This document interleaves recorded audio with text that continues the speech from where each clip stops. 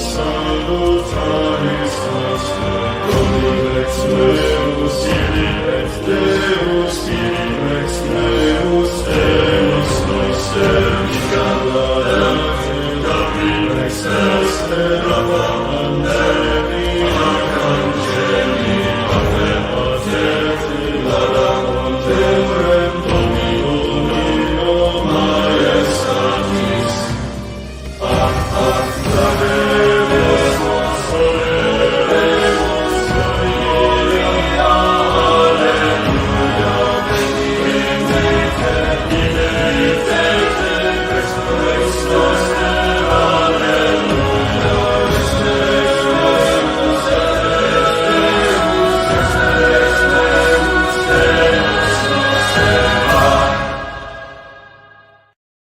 Hey, how's everybody doing? Hope you're having a fantastic day. It is April 15th, Tuesday, April 15th. It is the Tuesday of Holy Week, okay? So today we have a special one for you. Forgot that Hassan was also going to be here. I forgot to mention that in the title, but Hassan's here. We're going to be chatting a little bit about the liturgy. I normally find the liturgy, well, I don't find the liturgy to be boring. That's a very bad way of putting it. I normally find the history of the liturgy to be boring, but I don't find the liturgy to be boring. I promise you guys. But I normally find some of the squabbles surrounding the liturgy to be sometimes quite boring. But when it comes to Holy Week, I do make an exception because Holy Week has a special place in my heart. The first Catholic Mass I actually went to was an ordinary at Easter Vigil. And I continued to go to ordinary at Easter Vigils every single year, except last year I had to go to a Novus Ordo Easter Vigil. Yeah, I know. It was awful. It was terrible. But this year I'm actually looking for a nice Easter Vigil in the Charlotte area. So if anybody knows of a very good Easter Vigil in the Charlotte area, I would be very much pleased if you would let me know. I'd be very happy if you would let me know. But before we get into it, a brief little announcement. It is Lent. It is the end of Lent. I've told you guys a lot about fasting. I've told you guys a lot about prayer and practices like this. But there is a final practice, and that is the practice of almsgiving. So the practice of detaching yourself from material goods by giving them to another. So Hassan is here. Hassan, he is currently what is your position even called? Coordinator. Coordinator. Yes, the lay coordinator of the St. Nicholas Tavlish Network. And the St. Nicholas Tavlish Network works towards the conversion of Muslims throughout the Arab world, and I guess technically outside of the Arab world even. So that would be a perfect way for you guys to detach yourself from material goods.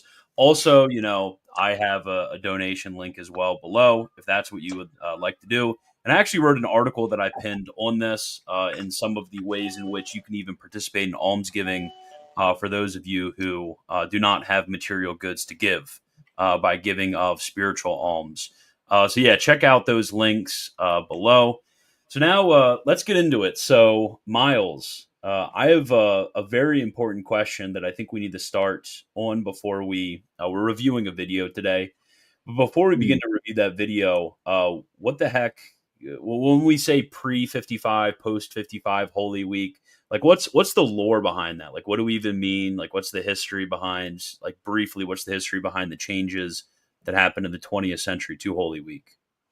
Okay, so basically, as I think probably a lot of our audience knows, the liturgical movement, which was basically the movement trying to make a lot of changes to the liturgy, got started in around the 19th century. And by the 20th century, they were picking up a lot of steam, trying to examine, historical things and the principles behind the liturgy to reform certain practices that they saw as non-ideal, as depriving the Christians of access to things that they need for their spiritual good. For example, often it was cited that the Easter Vigil was not sufficiently attended. Kind of in the background of this, we see a character who, of course, is very infamous now, Annibale Bugnini, who, that he had a time to shine later, but he was involved in recommending various changes to the ceremonies for for Palm Sunday and for the Sacred Triduum to implement certain certain principles, certain changes that the liturgical movement sought. So when it comes to, so like, what was the motivation generally behind these changes? Because you said it wasn't sufficiently attended or things like this. Was there a sort of overcomplication of these liturgies?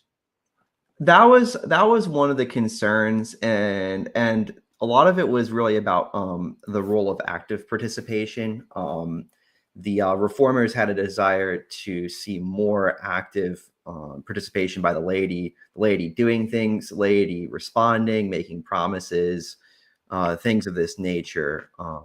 Of course, we can think of the current controversy about lay persons responding to the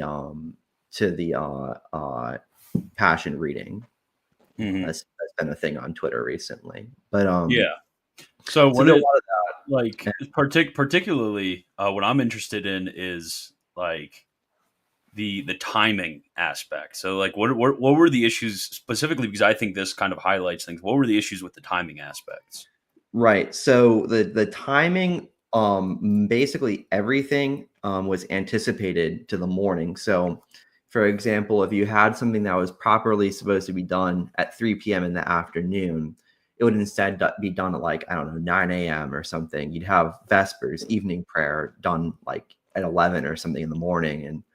And you'd have things being done the night before they were properly supposed to be done. And a lot of this was actually codified into canon law and into the ceremoniale. So it was legally required to do things before their proper time. Yeah, what I found to be most interesting is the timing of the Easter Vigil. Because I mean, the Easter Vigil, at least to me, especially in recent years when we have more converts who are active participants in the church, converts are very used to being received in the Easter Vigil. Like for me, myself, I was received in an Easter Vigil. So every single year I make it a practice to go to the Easter Vigil. But it seems like that wasn't really the case before. And to be honest, it makes a lot of sense. What time was the Easter Vigil practiced or begun on Holy Saturday? Usually earlier in the morning. I forget when exactly, but there is an example of the Holy Week schedule, I believe, for Westminster Cathedral in London, showing everything in the morning. But yeah, you'd be doing the Easter Vigil at like 8, 9. Yeah, could you imagine just like going to the Easter Vigil at 9 a.m. and then it's like how long? It was like 8 hours long or like something crazy like that, just hours long. Yeah, a lot of Yeah. it on like catechumens being received into the church and other things of that nature. But like maybe 4 hours, you could get a longer one, maybe 6 hours if if you really had like a lot of catechumens or something. But pretty long. Yeah. Do you have anything? I mean, back then there actually would have been there would have been a lot of them, because that was that era in Westminster was an era of like mass conversion from Anglicanism. So it very well could have taken so long. Though I think go ahead. the one thing Miles and I have talked about a lot is that it's kind of, and this is kind of trite. So many people point this up, and it's like kind of funny that in the Exsultat, the priest would be singing in Latin like, "This is the night," and it's like 9 a.m. I actually that's something that like touched me the first time that I went to an Easter Vigil. As I mentioned, I was like literally probably the first Catholic. Well, maybe not the first Catholic mass that I went to. I think I went to one before, but the first one that I went to that I like actually wanted to go to was like the first one I went to that I actually wanted to go to was an ordinary Easter Vigil. And I was there, and that was like a very touching thing. It's like it's at night. It's there's a darkness to it, and then you have the deacon chanting the Exaltet, and this is the night, etc., etc. And in very much when you consider the actual contents of the liturgy, and that's something that I think was emphasized in the liturgical movement, and I think emphasized rightly, is that a lot of the purpose behind the words which are spoken, obviously, not necessarily needing to make particular intentions surrounding the words, but ideally making particular intentions surrounding the words is to consider the meaning of what is said in the liturgy. Like that's really the gem of the liturgy are those words which are being presented to us for our contemplation. So I find it to be like especially I don't know if frustrating is the right word, but unfitting for us to have things like this going on when it comes to the liturgy. But I wanted to get into the video itself, unless either of you had something to say before we went into it. Yeah, I might add just as a quick aside that it is really strange to have people who study so closely the words of these rituals, and they're going through historical books, and then they totally ignore like the sacramental quality of the different times of the day. I mean, we have the morning and afternoon and evening, and it's not for nothing that these masses are assigned to a certain literal time of the day. It's supposed to point to something, and it you might say that the laity are just stupid or blame them or something, but I mean, I think it's a lot easier to understand what's happening if it's at the right time of the day. Yeah.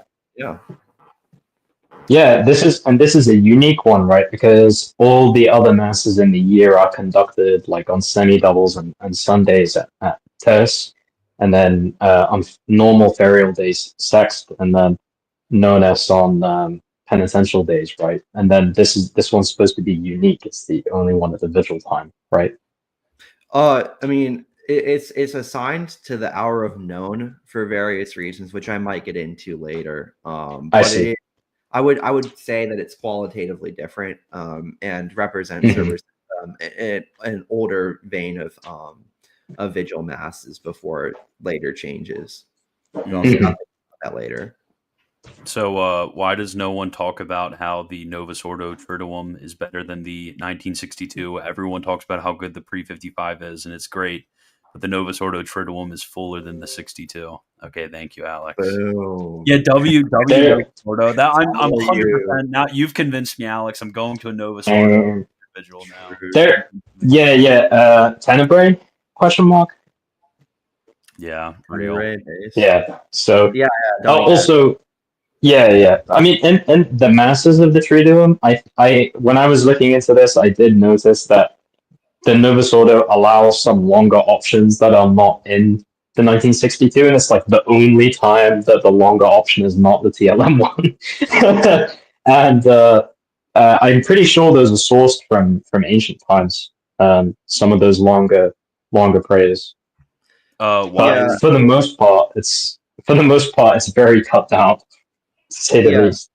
Well, though I think the longest amount of readings you could have is still like 7 or something, which that's still less like pre-55, which would be 12 readings for the vigil. Yeah, for Easter vigil. I was thinking about Palm Sunday. Like in the blessings of the palms, there are some like longer prayers than in the 1962.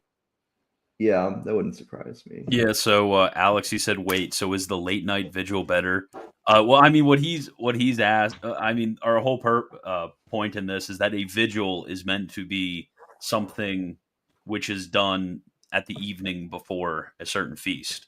Well, that's kind of the point behind a vigil. So it doesn't really make sense to have a vigil like the morning beforehand, Yeah, there's more to it to be said. Like for example, if we think about like the vigil mass for, I don't know, like the Assumption of the Blessed Virgin, that properly takes place at 3 p.m. and that's actually just like a mass for the day before. I mean, it's not the beginning of the Assumption. Which I mean I'm going to argue, I think later, that that's qualitatively different from what's happening at the Easter Vigil. I mean, we clearly see that it's extending far later into the night, whereas the like a vigil mass, like the vigil of the Assumption, that takes place at like 3 p.m. and it's done far before sunset. Right. Do you have a comment on like the nature of the Christmas Eve vigil?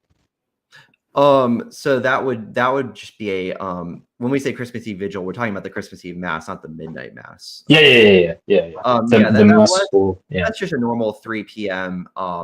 Vigil mass. Like it's a penitential mass for the day before. And that's reflected pretty obviously in like the propers of the mass. Are you gonna? Is your position that, as with this special qualitative distinction of the Vigil Mass of Easter, it's connected in general to the Triduum manifesting very conservative and ancient, unmodified like aspects of the older forms of the liturgy? My position is that it kind of bridges the it kind of bridges the transition from the Triduum into Easter, because you see it does start penitential. It does in fact start at 3 p.m. before Easter has begun. Right, and so it's supposed to be long enough that it stretches past the like the afternoon period. That's correct. Yeah. I see. It's supposed to stretch far into the evening. Even into even past like midnight. And I think that this length actually should be restored. That's fantastic. I love that actually. Yeah, I think there's a lot of stuff. Like for example, if you think about like that catechization of the catechization of the catechumens, that's like a preparatory thing, which is supposed to take a long time, and that didn't get removed, but it can definitely be moved around, and I think certain changes should be made from the pre-55. I support working from the pre-55, but changes should be made to address the different historical circumstances we're in now. Do we want to get in the video now, though? Yeah, the video. The channel is called Pipes with Augustine. It's they should actually name it Pipes with Hippo, because Pints with Aquinas. And we're naming everyone by the wrong name, so it's say Pipes with Hippo. So they I hear they get out their pipes in the beginning. I don't have pipes. I have empty beer cans. If that I feel like the Berber ascetic himself may be a little bit upset. No, mine's downstairs. Yes. What do you mean by the Berber? Oh yes, ascetic. Oh, I thought you said aesthetic, not ascetic. No, Saint Augustine himself may find that a little bit odd. Let's see, it's not Berber. It's not Berber. Actually, Amazigh. Yeah, the Amazigh. Yeah, real. So yeah. Okay. The word Berber is connected to the word barbarian. Just offhand, no explanation. Yeah, there's a reason for that. Okay. Well, hey! I preferred the people in the little Berber towns, and you did as well. And we have to go eat that fried chicken one day. Okay, well, remember that? I would prefer salt, and a abundance of water. I find those two things to be quite necessary for society, and the little Berber towns seem not to have those things. That's actually burning trash. We actually just got unlucky that the actual like Berber food is not like what we experienced. I was informed. This is This is massive. Good. Well, next time we're there, we got a good trial. Yeah. Next time we're there, which is a reminder again for the fundraiser for TavNet. Next time we're there, so there can be a next time in which we are there. Oh yeah, so I wanted to briefly explain why we need funds right now. So basically, very good news. I put this on an update on the GoFundMe. We are in the process of getting ready for an application to become a canonically recognized organization in the CDCEW. So please, first and foremost, pray that goes well and that it's completed in a timely manner. And that is a prerequisite for being able to start a charity that is officially Catholic, so that we can receive regularized monthly donations from people. But that would probably be a few months. It'll be done by the end of the summer, most conservatively, I hope. And so basically we have a couple of operational costs that we need to handle in the meantime, and that's why we would really appreciate if anybody can handle just helping us out a little bit in the meantime to hold us over before we can regularize things. Okay, so now that that's out of the way, everyone is begging us to actually start the video. So we're gonna.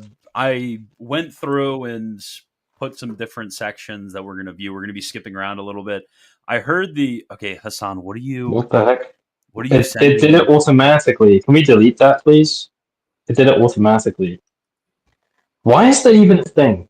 Oh crap! I actually What? banned you. I tried to delete your comment and I banned you. Oh my goodness! Not the first time Hassan has been banned by me from something.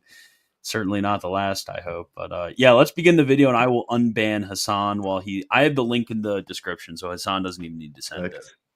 Okay, and we are live. Welcome back, everyone, to another episode on Pipes with Augustine. I guess I say welcome back, everyone, assuming there's anyone actually here watching. But you know what? Even if there isn't, I don't care. I'm going to pretend like there is. So true.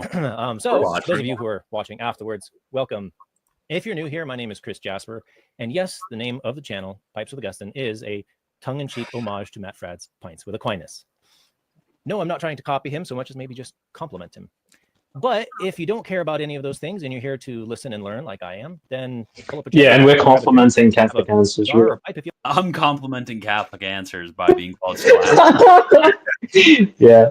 Okay, yeah, we're gonna skip this part. The first part is like his background. The first part is like his background and stuff. Ever wondered what your home looks like from space? Interesting. Oh, Enter your man. address and get a 360-degree satellite view of What?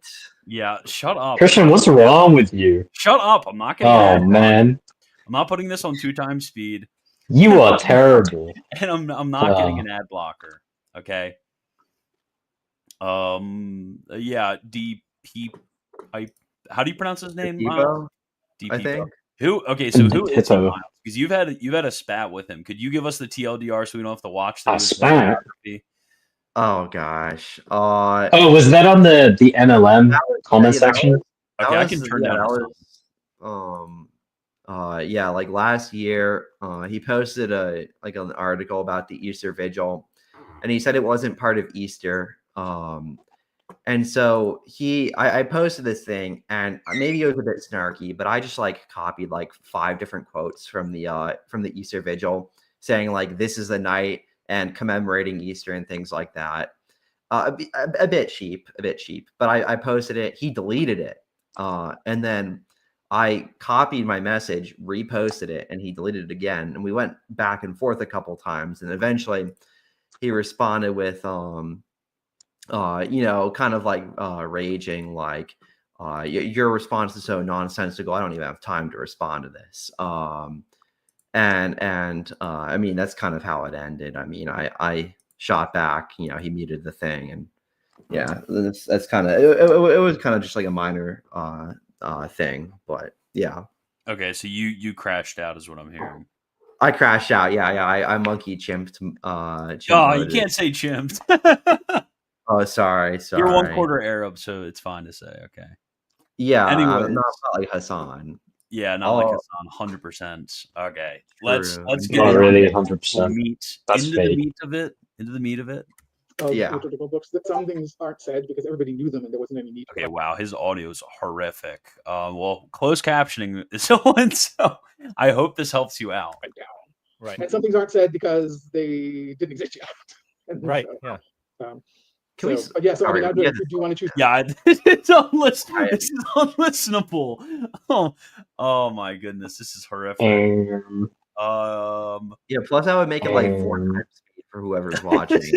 I know this is literally 1.25 speed. I'll turn it back down to 1. I hope this makes it better because there's no way I can listen to this audio. We might have to just like I don't even know what we'll do. Just respond to the ChatGPT summary already. Yeah, we'll respond. I'll get the ChatGPT summary, and then we'll debunk the ChatGPT summary because this is actually terrible. But yeah, let's just give it a minute. Maybe it's just a temporary spot. Here's a specific feature, and I'll tell you what I know about. Well, that. sure. So for example, we could take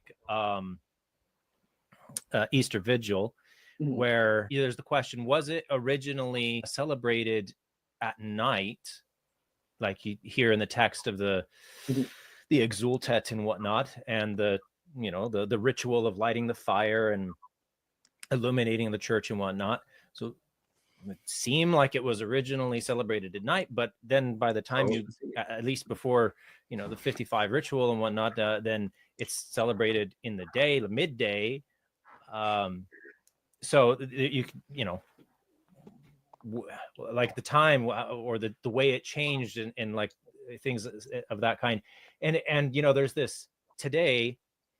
Of course, I don't know how it's celebrated in the North Sorta, but at least in the traditional liturgy, where very often it's celebrated in the evening, sometimes late evening, where everything's all dark. You have the fire, you go in the church, it's dimly lit with the candles, and then different times, some will do it after the exultet, some will do it after the prophecy reading, some will do it after the gloria, where then all of the lights turn on and boom, and the whole church is illuminated.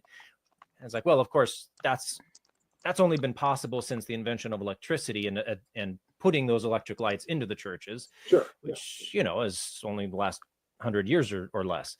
Right.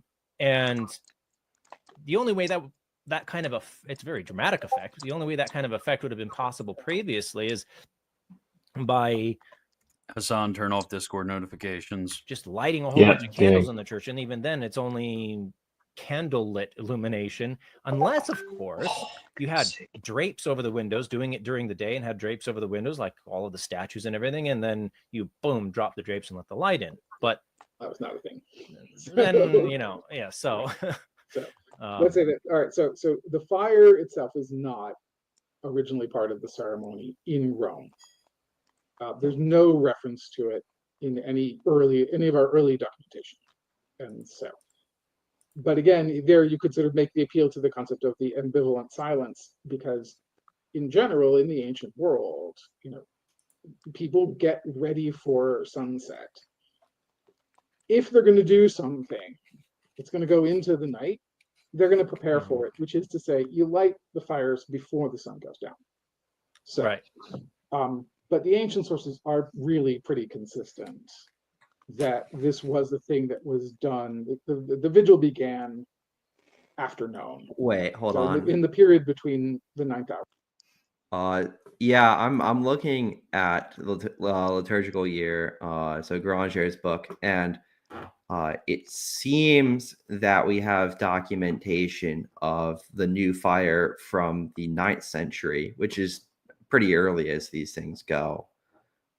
Maybe he's referencing something more specific, or I'm just misreading. But this is an interesting claim. I mean, could this also just be an omission? Yeah, well, that's the thing, and Granger doesn't cite a source, but he seems to think that the new fire ceremony was a daily thing that was happening to get new light for the lamps and whatnot at Vespers. But he doesn't give a further sourcing, though. It seems likely, it seems probable that that the ceremony was simply regarded as daily occurrence.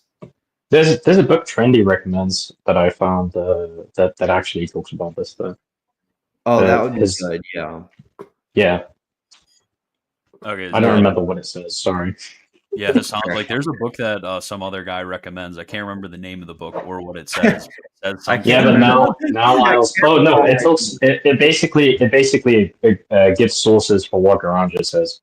More or less the same thing. Okay. Yeah, pretty cool. So Trendy, you should ask Trendy for that book, because I forgot and I'm not in the server where he recommended it anymore. That's a shame. That wasn't YA? No, he wasn't in there. No, it was recently. Yeah. Okay. Yeah. All right. Let's continue. Our investors.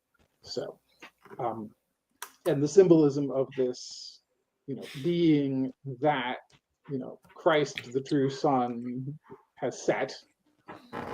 In the morning he will rise, and there are a huge number of texts scattered throughout Holy Week, not just on the vigil, which would sort of follow this pattern set down by the first reading from the book of Genesis, and there was evening and there was morning the third day. Or there was evening and there was morning the day. Right. So, and so it was deliberately designed as a liturgy that was celebrated in the evening because it's not the full solemnity of Easter. Stop using ChatGPT like everyone else and do this instead. To the men over 50 who don't know how to use AI. Right. Rend my solemnity of Easter garments. is the Easter morning. Right. So you said that it was designed to be after the office of known, and does that date back to the earliest sources? if it doesn't specifically refer to the ninth hour as a liturgical hour, it refers to the hour of the day, as like when they would say, the Romans divided their day into 12 hours evenly. The sunlight was divided into 12 hours evenly. Would you guys stop laughing? I'm trying to listen. Mute yourself. He looks like a friend of ours. We just realized he looks like a friend of ours, but way older. Excuse Friend me. of ours, but way older. Or you look at the Yeah. Oh, sorry. Okay, no crashing out anymore. Regardless of the length of the day. Right. So they talk about, starting it in the 11th hour, or the 10th hour. And this is why all of the musical sources, except for one, are pretty consistent in having Vespers at the end of the vigil. Right. Because it's the conclusion, it's sandwiched between known and Vespers. Right. But I mean, in general, yeah, in the ancient world, when the lamplighting ritual was introduced, it was introduced because lamplighting is a thing you do when the sun is going down, not when the sun has been down for a really long time. So the idea of doing the liturgy in the 1955 reform, they introduced this idea. It's supposed to be timed in such a way that you start at, say, roughly 10 o'clock, aiming to start the Mass at midnight.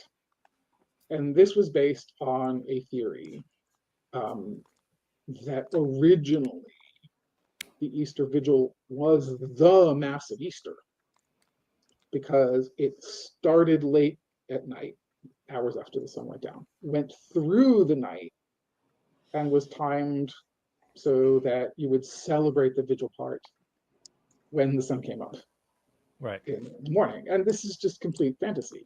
So, I mean, all of our liturgical sources have two separate liturgies, one for, and then that includes Egeria in Jerusalem in the 4th century. That there's an Easter vigil and then there's an Easter morning. I mean, just like we have Christmas vigil is the Mass of the day for December 24th, not December 25th. And then there's the Christmas midnight Mass, which is distinct from the Vigil Mass. All right, I think let's pause here. So as was preempted by the host, whose name I forget, the Easter Vigil is clearly making like textual reference to the evening. If we look at any of the vigil masses, I mentioned this earlier. If you look at any of the vigil masses, I'd venture to guess they're not going to mention the evening at all. But they're not about the evening. They don't claim to be like the text itself doesn't claim to be part of the feast that it's not anticipating, but waiting for. I guess I would be anticipating. And I think that it's really reductionist for these guys to come and they'll say, well, vigil mass, that means it's not of the day. And it's basically just an argument by equivocation. I mean, it's really not the same. And they don't really give much substantiation. I think that what they're saying is pretty faulty. First of all, I mean, it's between saying it's between known and Vespers. I mean, we just know that's not true. I mean, it takes more time than it was not originally, like maybe 2-3 hours. So it's just total nonsense, really. Yeah, because from my understanding, at least the the most ancient standardized practice of known in Vespers is from about our modern day 3 p.m. For known, and then for Vespers around like 5 or 6, right? Yeah, around that. Obviously, you can't have an ancient Easter vigil between those 2 hours. That wouldn't really make sense. Yeah, exactly. You wouldn't even be able to like do like a single step of it in 2 or 3 hours. I mean, like doing the catechization itself takes like a long time, especially if you're going to have hundreds of thousands of converts, which is pretty normal back then. And remember that these were often held in only the cathedral, too, or at least certain ceremonies were particular to the cathedral. Like the reception of converts. You were getting really yeah. So Mhm. go ahead, Hassan. Just on a practical experiential note, we did like all of this stuff with my godson in North Africa. Christian arrived afterwards, but basically, like, we did the TLM, not the pre 55, but we basically had the TLM with the vigil mass for Christmas and everything. We didn't do the Easter service, but in terms of the baptism rite, we did all the catechization and everything prior to the Christmas midnight mass. And we had all the modern OCIA rubrics done, obviously like split up over a long period of time, most of which reflect things that would have been done during the medieval catechization like section of the baptism mass, right? Mhm. And some people who are like thinking about like reform within the Novus Ordo, because some people think that way. If some people want to accomplish reform within the Novus Ordo, it would not be redundant to return all those practices to the baptism mass itself. We celebrated the whole OCIA and used the TLM baptism rite, and my godson didn't think it was redundant at all. He thought there was a huge amount of beauty to being introduced to all of those rites one by one, focusing on them, and then doing them all at once. It moved him a lot that was done. So I really don't think that combining the longer, more drawn out process and the rites bunched up on one day is would be a redundancy. What do you think, Miles? I mean, I haven't really put as much thought into the stuff with converts actually. So I can't say too much about it. Fair enough. Okay, so the next part is that was on the Easter Vigil. Now, the next part for the next few minutes is going to be on Tenebrae and then the timing of the Holy Week masses. Which I might say what's going on with Tenebrae? What the heck is Tenebrae?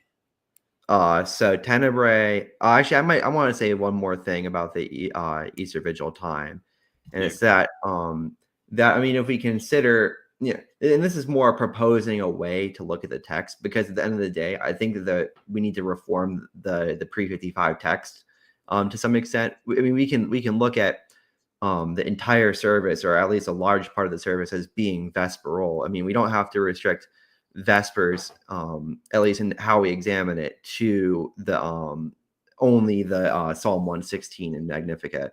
I don't know if this makes much sense, but we can look at this stuff and we can make some changes to how we talk about what Vespers is within the Easter Vigil, and this I think would give a lot more flexibility and determining a more fitting time of day, extending it out properly, etc. Okay, so what when it comes to Tenebrae, what is Tenebrae? What's all the fighting about with this? Yeah, so as I think most of us know, the divine office has not only the mass but also the 7 hours of the breviary, or 8 hours depending on how you enumerate them. Matins, Lauds, Prime, Terce, Sex, Known, Vespers, and Compline. And so of these hours, the most solemn are regarded Matins, Lauds, and Vespers as the major hours. And so with Matins and Lauds, these are by name going to be this is going to be the morning hour. So this is taking place before sunrise, around maybe 4 p.m. And so, of course, there's matins for every day, and the matins for the last 3 days, the Triduum, has a lot of very special propers that set it apart. A lot of changes to the text, to the structure, etc.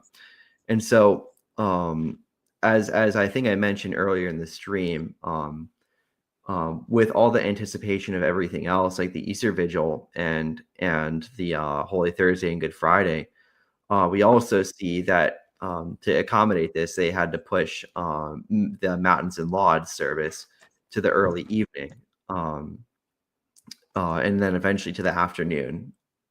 So you're doing Matins and Lauds of Holy Thursday, for example, at like 4 p.m. on Wednesday, even, which, I mean, I think that's apparent is really insane. But regardless, as things developed over the centuries in the medieval period, we see a lot of elaboration upon the ceremonies. We, the extinguishing of the lights, the strepitus at the end, etc. And these are all connected to the darkness coming upon the land at the crucifixion. And so, right now, I mean, we look at Tenebrae, and so this is something that's Matins and Lauds, so it's obvious it needs to be moved back to the morning. Well, it's not obvious to everyone, and I think there's arguments to be made either way. But during the 1955 reforms, it was moved to its proper morning. So Thursday Matins was on Thursday morning, etc. And so, in practice, this made it a lot harder to for the laity to get to Tenebrae, which greatly decreased its significance in the lives of the faithful devotion. And so, and it's also argued that the ceremonies of Tenebrae, since they were elaborated upon in their anticipated space, are therefore proper to the evening and not to the morning. This is something advocates of the anticipated time will say. What do you think?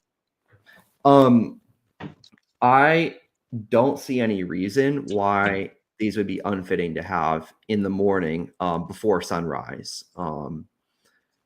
I don't see any significant reason, and we have to consider that there are goods both ways. There are goods to anticipation, and there are also goods to having something literally called morning be in the morning.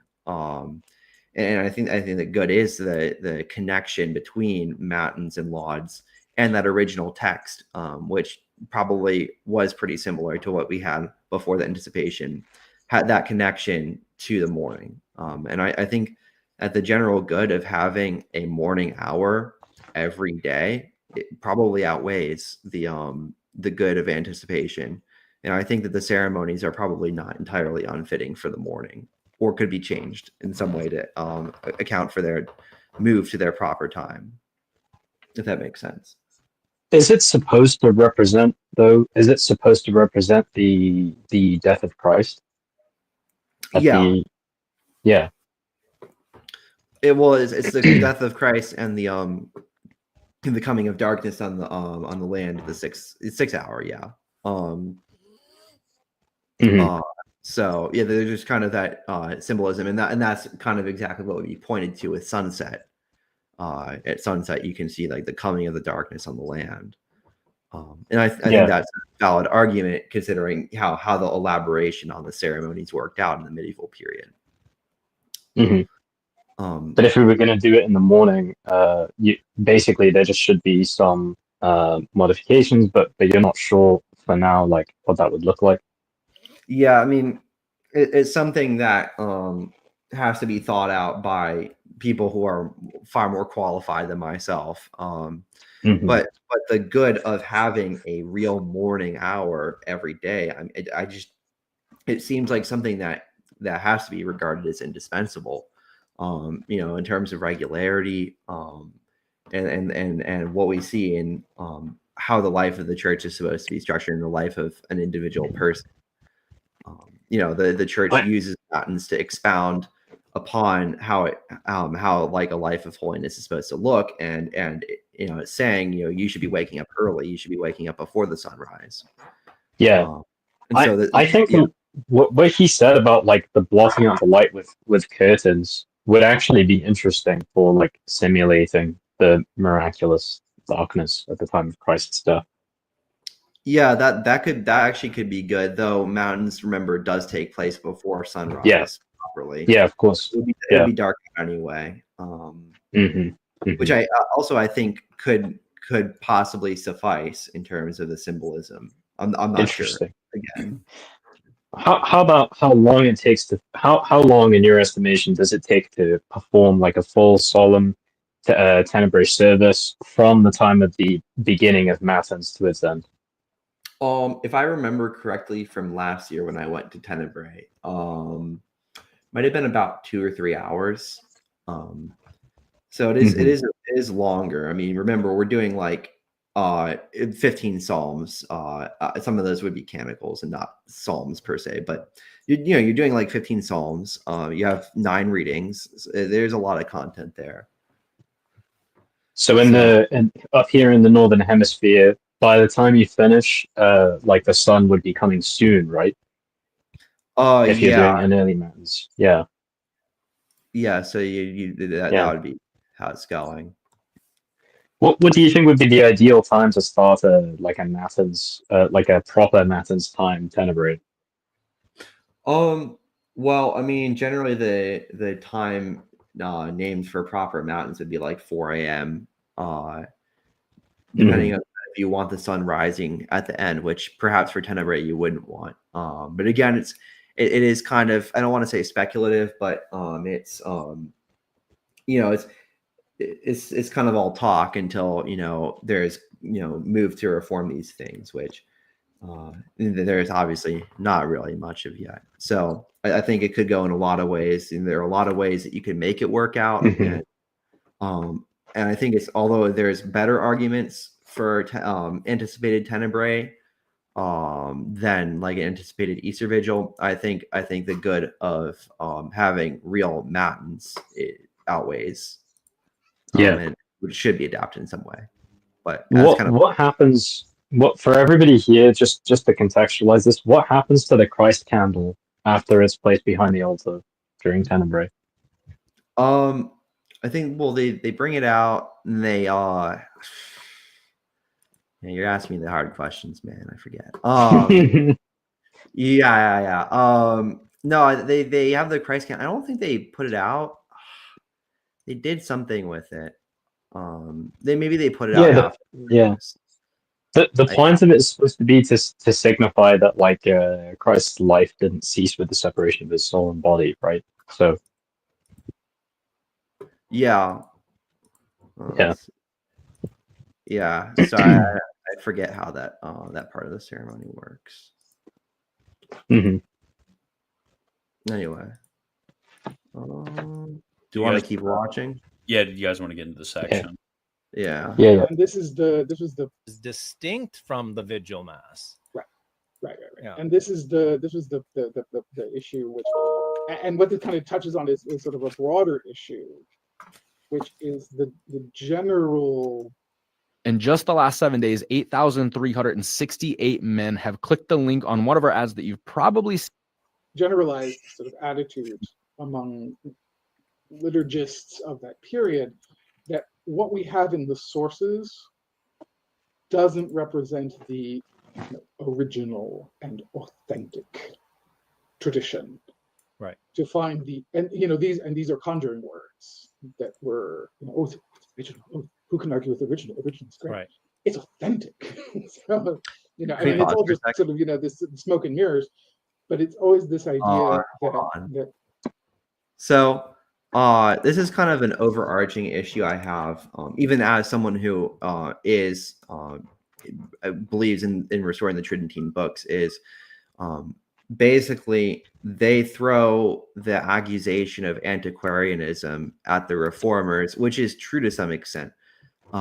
But they themselves, to greater or lesser extents, will basically be antiquarians. They support they develop these like post factum justifications for all sorts of things, which are like quasi abuses in the old practice, like the anticipations and all these things that are clearly post fact. They're justifying these things. They have their conclusion. This is good because it's pre-55. Right. And then they justify Because it was done. Yeah, because it was done in the early modern era. That's what they want to preserve, right? Yeah. Yeah, and Mhm. my overarching desire is to see more traditionalists like myself who are willing to say that certain practices should be critically examined, and in a restoration of the Tridentine Mass, which I believe is both inevitable and good, that we don't just go back to the status quo, but we really examine the books. We look at things, we consider principles, and we're even willing to do new things rather than kind of going back like a static liturgy. Yeah, I think that's Right. important, because oftentimes a lot of the traditionalist liturgical cells, I guess if you want to put it like that, a lot of them can sound a bit clownish when they're trying to like justify certain practices that, it would be more advantageous for these to be reformed back to a more rigorous, more ancient practice. Yet, because it's something that gets received, it's perfectly fine because of some sort of organic development of liturgy. And um, we see this in a number of different places. We see this, for example, in like we've spoken about fasting practices. That's a bit far removed from this, but like even fasting Yeah. practices, just because basically the history of fasting practices is the history of the church permitting abuse. Like if we're being People get hungry Yeah, and precisely. it's really what's happening in a lot of cases. And I'm sure It's absolutely relevant. It's Yeah. absolutely relevant because relevant. traditionally you would take your last meal on Thursday, right? And then you would eat on Sunday. Yeah, Mhm. that was usually the practice. There were people who did it even like on Monday or Sunday or whatever, but that was extreme. But yeah, I mean, a Yeah. lot of it really was just about people being hungry, and they want to eat, at 3 p.m. or and then noon. And that's why that's why in English we say noon, when noon etymologically comes from the known hour, 3 p.m. Hmm. Which I think is a testament just to how ruled by our stomachs we are sometimes, and how these Yeah. affected good practice and should be avoided. And traditionalists should be willing to say, for example, that no, the fast should be broken after Vespers, or after the known Mass, or anything like that. Mhm. People not be constrained very strictly by what was done in 1962 or 1954 or 1910 or 1570 or whatever. Mhm. Yeah. Would you Yeah. say it comes from the study of the principles of our worship and the principles of our symbolism that will lead us to like an authentic reform and progression? Yeah, I mean, I think that's kind of the fundamental Mhm. means by which we conduct the science of liturgy is through applying our understanding of symbolism. We things we learn about in philosophy and anthropology, as well as our understanding of the historical sources. Yeah, I think as Mhm. well, what's important to recognize is that we often think of like the tradition and ressourcement and like the ancient practice in a really weird way. We kind of think like, oh, this is how things were done in the 10th century, and then this is how things were done in the 12th century, and this is how things were done in the 15th century. That's like a very clownish, it's a ridiculous way of viewing historical, liturgical, ascetical, etc. practices. I mean, there was a great deal of diversity. Some of these local practices were very Mhm. good. Some of these were actually improvements upon previous traditions. And some of these were corruptions that the church had to permit so that greater evils didn't come about. And each generation of ecclesiastical authority has a choice to make of how far they can push it towards genuine reform and how far they need to allow for certain local corruptions to continue, because the good legislature does not want to, in removing certain local corruptions, they don't want to cause greater harm. So it comes down to something which is, it's pastoral. That's what it is. It's pastoral, and it takes a great deal of wit. It takes a great deal of prudence in order to overcome certain deficiencies in leadership. And unfortunately, there's certain ages in which the church has pontiffs who are better at this, and certain ages in which the church has pontiffs who are not better at this. It's just something that needs to run in a principled way that can't be stagnant.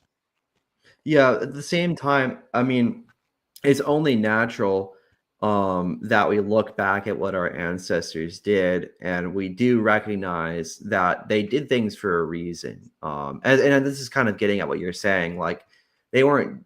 I mean, I was a bit what do you call it?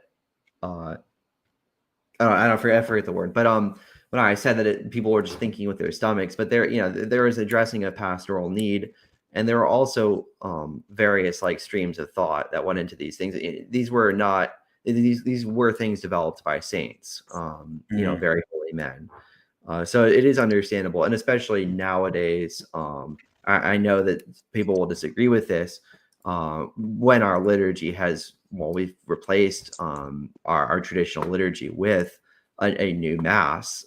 It is understandable that people are looking back, and to an extent there does have to be a looking back now. But yeah, we do need to employ reason when we do these things. Yeah, there's a certain degree of piety that needs to be brought back when it comes to understanding that often people are not aware of the effects of long term of their actions. This doesn't mean that they're impious or evil or have bad motives, but sometimes, for example, Saint Pius X, he is one of my favorite, if not my favorite pope. But when it comes to the breviary, it's commonly recognized that his reforms of the breviary and of the Psalter in the breviary were not exactly the right choice to make. It was addressing a real problem. It was addressing a genuine problem that existed. But unfortunately, we can see from the effects of it that this really wasn't the perfect decision to make. But we can still have piety towards St. Pius X and say, well, most of us, honestly, in this situation probably would have made a worse decision. And we're working with foresight. Indeed. Mm-hmm. Yeah, I would say just to add to this from like a transmission of culture perspective, because liturgy falls under culture, and law more broadly falls into the tradition. Just from this perspective, like when you go, there's something that's often called an interrupted tradition. I think you guys may have heard this phrase before, but something that occurs in history many times is when you have many rites and many symbols that have great meanings, and whose uses, the symbols, the use of these symbols and the use of these rituals with their juxtaposition with times of the day and other rites and new symbols that get added with elaborations, they are supposed to lead you much more deeply into the sense of the reality signified by the signs. But an interrupted tradition is a case where effectively, for some kind of reason of pedagogy, some failure of pedagogy, some failure to pass on what the signs signify, the signs start to become distorted, and the use of the signs start to become distorted because no one really knows why these signs are supposed to be juxtaposed with other signs, including times of the day and things like that. And I think that this is a big issue with things like the fasting principles, with things like the preservation of blessings of particular foods around Easter, because these were foods that were not eaten for 6 weeks, and so eating them again was like, okay, you can eat these again, but let's bless them to remind you that you need to use them in accordance with God's will. Don't pig out, right? But then these blessings continue in a world where no one knows that they're supposed to be abstaining from those foods, for example. And this extends to many things. Us three have talked before, together as a whole and in pairs, about what happened to the fasting traditions of the church and the fasting laws of the church is also connected to things like veiling and other symbolic practices, right?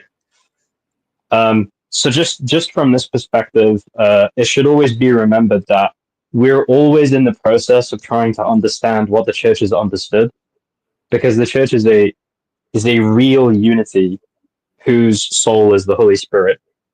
And we should always be trying to listen to what she has figured out from her most ancient times onwards, and then apply the principles that she teaches us, rather than clinging to any one particular period of time.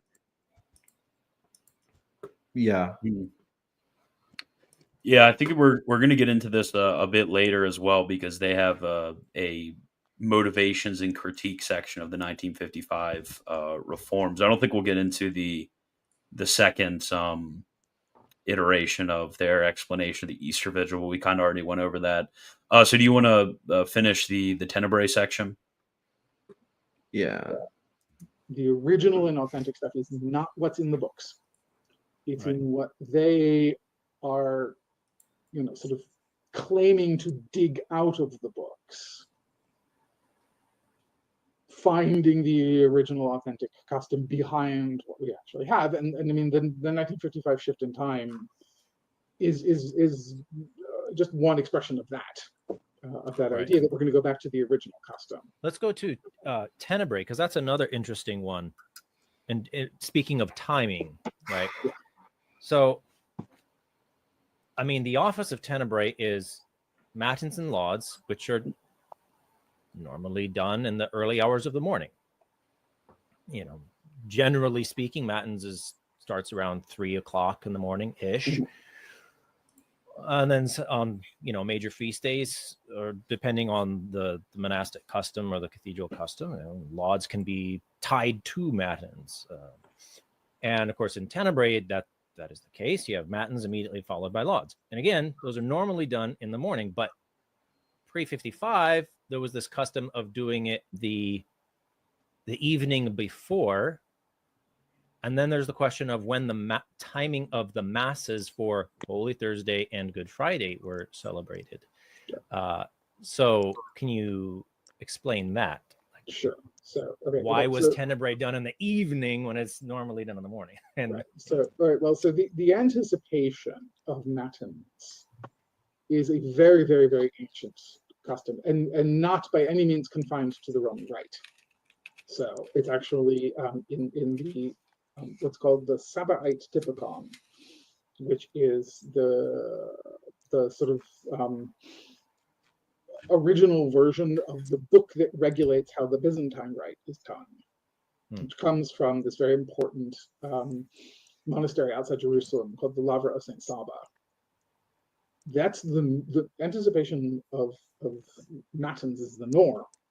So for Sundays and major feast days, and it's still done throughout, especially among the Slavs. It's pretty much the norm that a major church or cathedral, monastery, will have the equivalent of matins and lauds preceded by vespers on the evening before a feast. Does make a good. So they would have vespers skip. Sorry, what did you say? Does not make it a good thing. Yeah, exactly. I think this goes back to the principle that old does not mean Let's see if there's a but in there. Let's see. I hope analogous developments sometimes don't happen because of common principles that are good principles. Sometimes it happens because everyone's hungry wherever you go in the world. So, things that everybody has a stomach, and none of the women want to wear veils. So, what are you gonna? The analogous developments are not obviously good just because they're analogous. Yeah, exactly. for some reason, women have a problem with wearing a piece of cloth on their heads. Oh, they want a piece of cloth. They just don't want it to be opaque or actually cover their head. True. For some reason.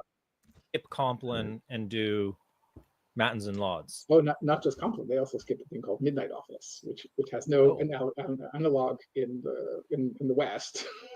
So, yeah, and so the anticipation of matins and lauds is, and I mean this is a common custom all over Christendom, and so let's say it seems pretty likely. And again, we're working off a lot of gaps in our source material, but that this anticipation is not the anticipation of a morning office by 12 hours. It's the anticipation of a late night office by like 4 or 5 hours. So, because Holy Week is particularly taxing. So, you've got Holy Thursday, which in a cathedral include the very, very lengthy and complicated ritual because we're tired. The blessing of the oils, Oh, and man. the distribution of communion to all of the clergy.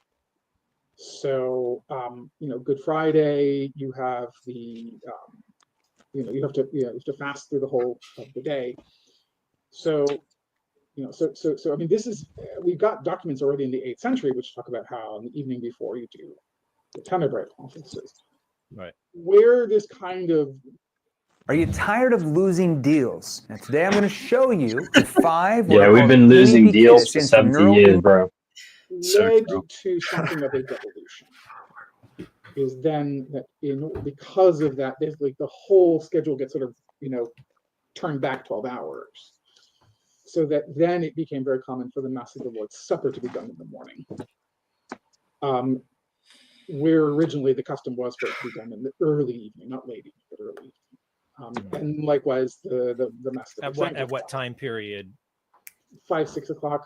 I mean, they don't have. No, I mean, in terms of centuries, when was the Mass of Holy Thursday done in the afternoon, and when did it switch to the morning? It is already starting to normalize in the High Middle Ages, so like 11th century, and so, and so I mean, there was a widespread perception that the Tenebrae offices had kind of displaced in the popular devotion, had displaced the actual masses. So and so in the 1955 reform, what they did is they banned Tenebrae in the evening so that we could then have the masses in the evening instead. And so, thinking that they were putting the clock, the times back on the right schedule. And yet, you see what this is, sort of one of the ridiculous things that's come out of this is that, now there are now churches of the Roman Rite all over the world. Churches that would never dream of touching either the missal or breviary of Pius V, but who nevertheless do some kind of Tenebrae ceremony. It's extremely popular. A long time ago, I was a student at Notre Dame University. And they had one Tenebrae service. I'm pretty sure it was the evening of Good Friday. And I mean, the church was packed to the rafters. Right. So people standing in the aisles, everybody singing with an enthusiasm that you never saw at the Sunday liturgies. Wow. And with all of the traditional ceremonies, the extinguishing of the candles, the noise making at the end, it's incredibly powerful.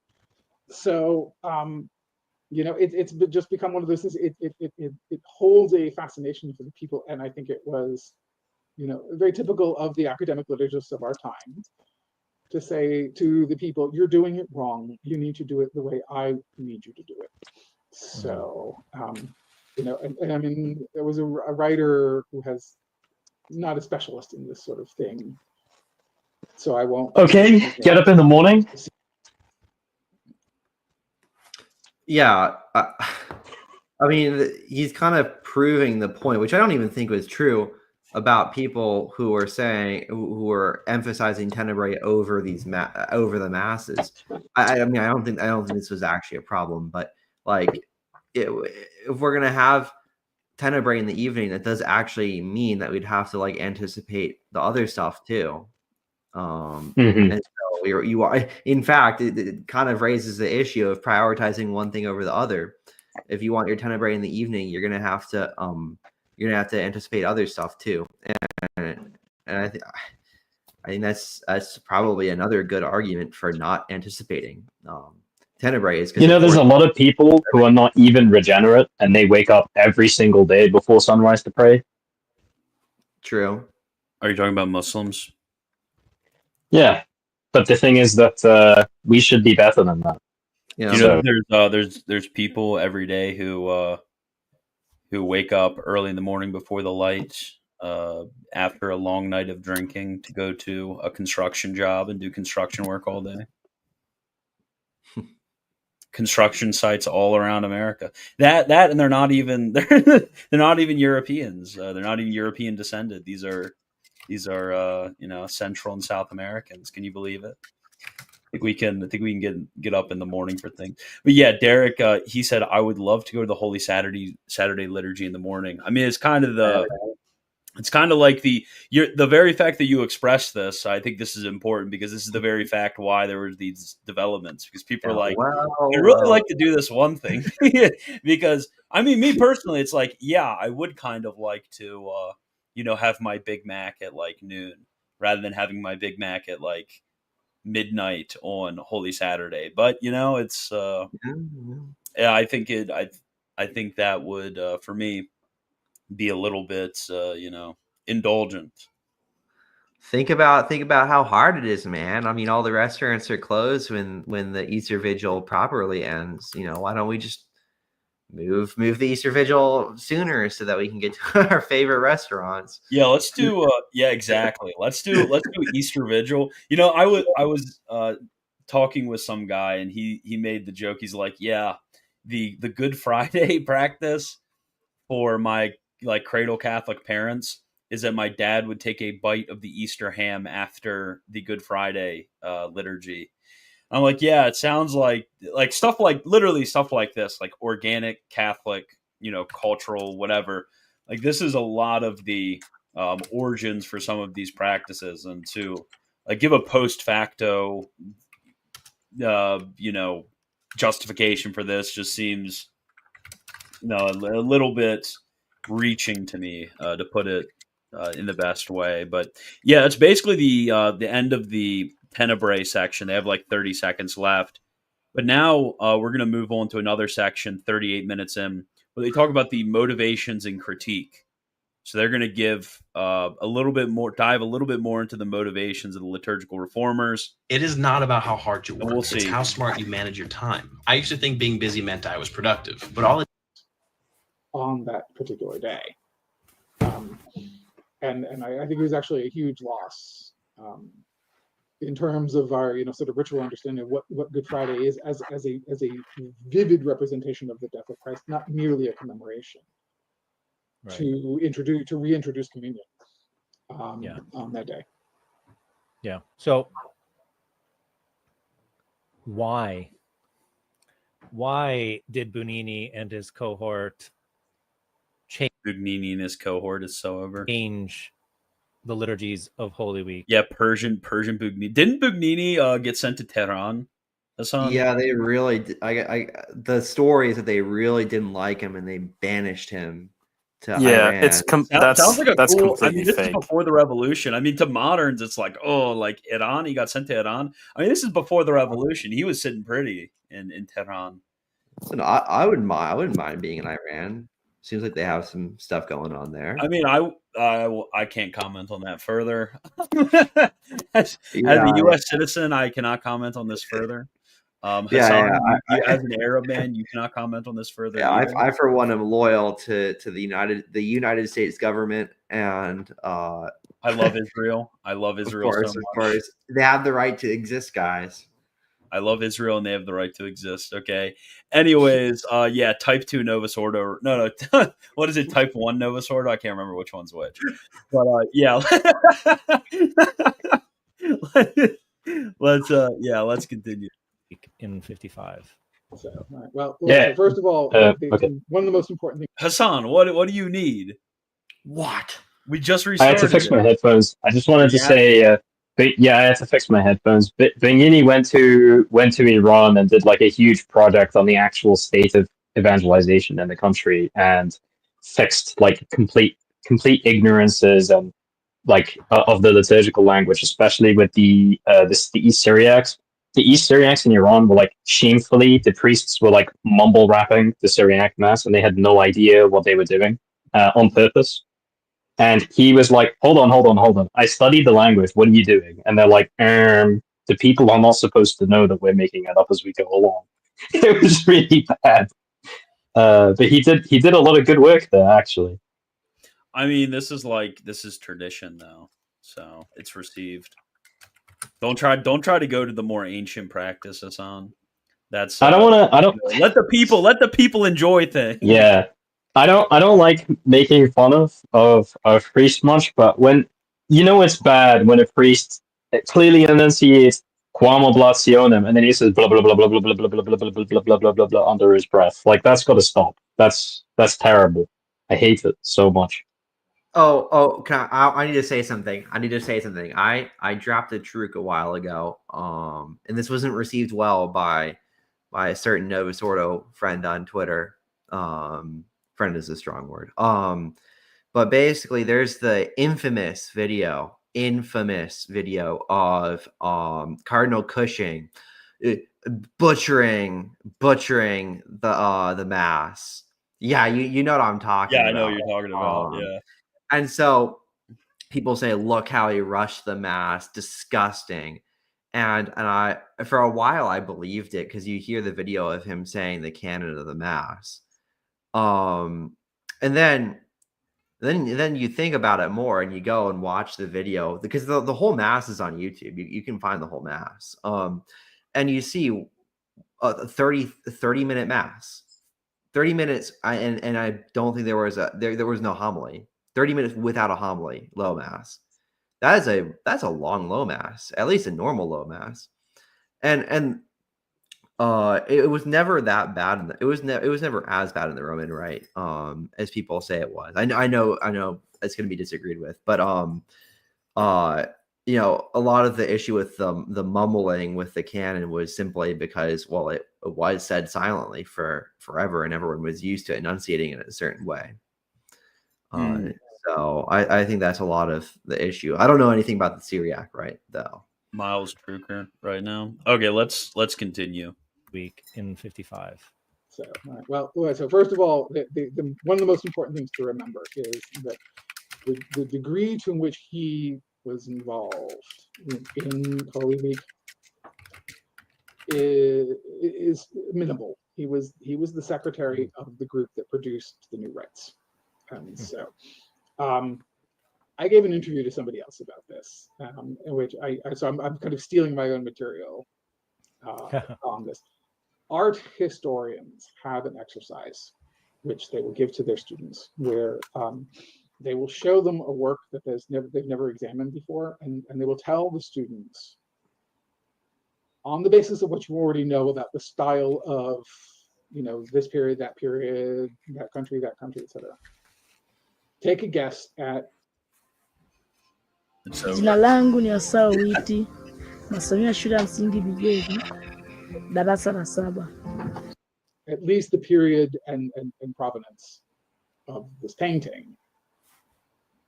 And the Holy Week of 55, I think, is often ascribed to Annibale Buonini because it smells like his work.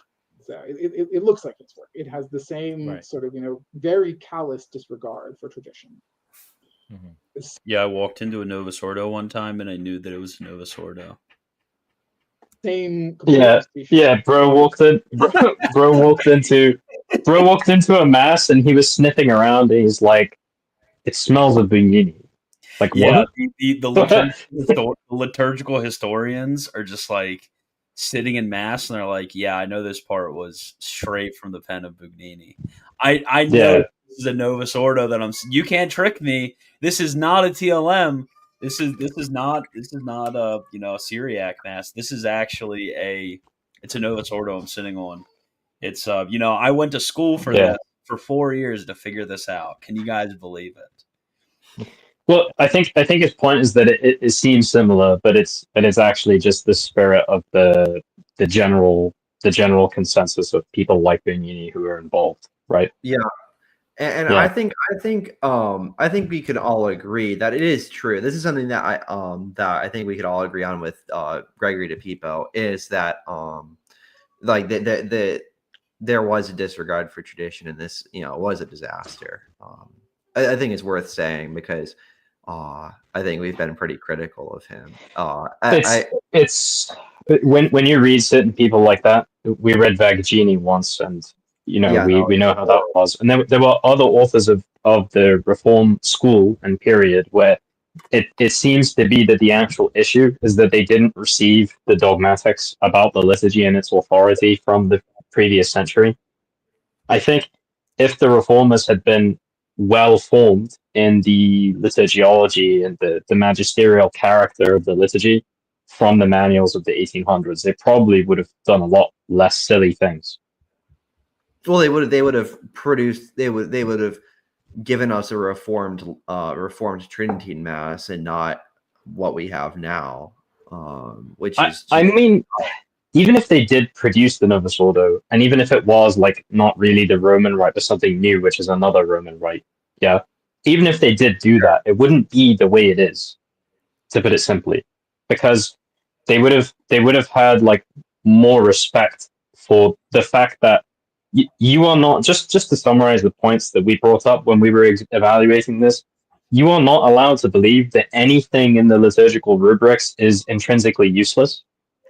You are not allowed to believe that anything in the liturgical rubrics is intrinsically an incentive to impiety. You're not allowed to believe that anything in the laws of the church in general is intrinsically harmful. This is called the dogma of practical infallibility.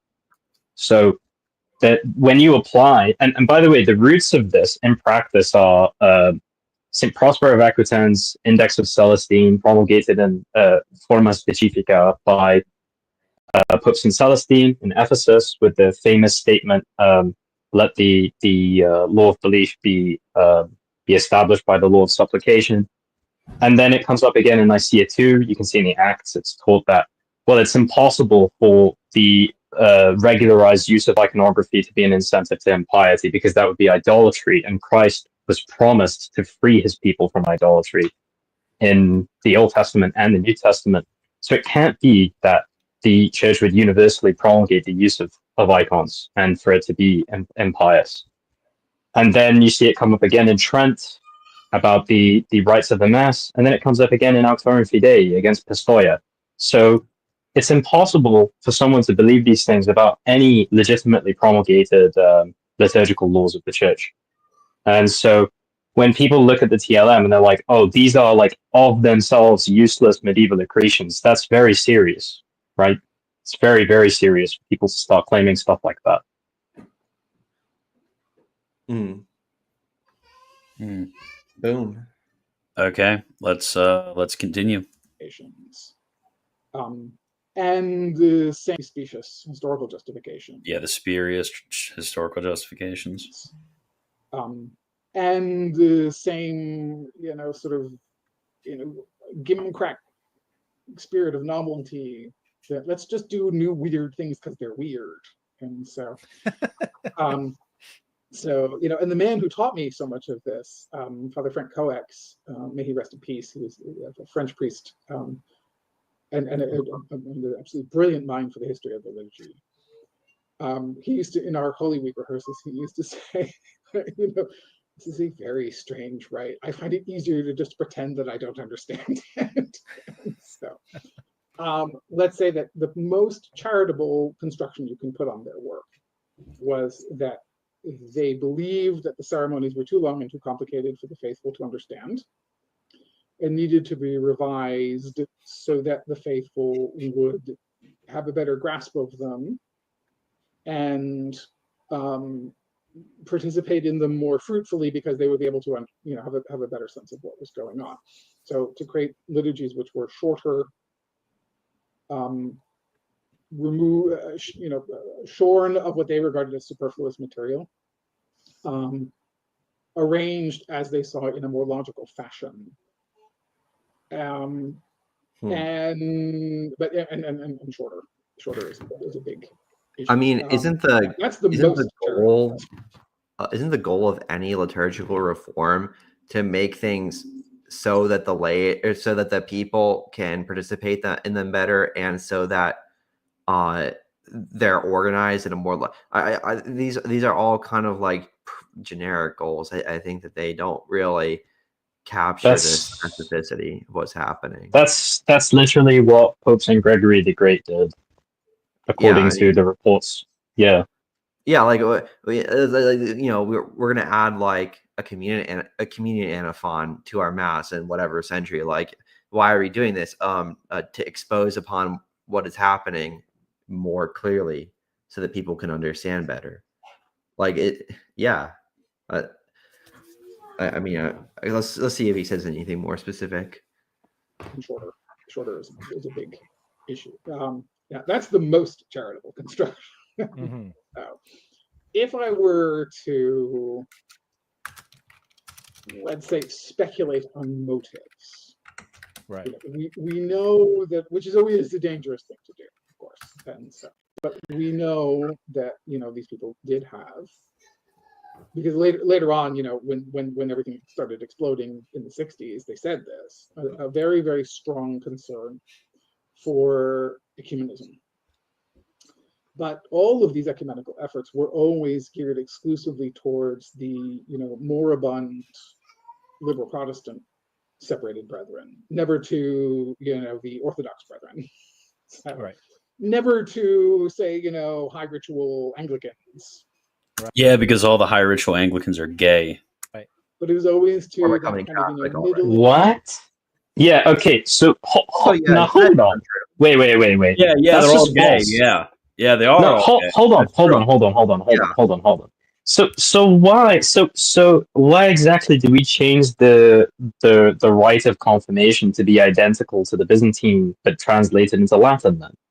And what about didn't we do we added the we changed our Eucharistic prayers too?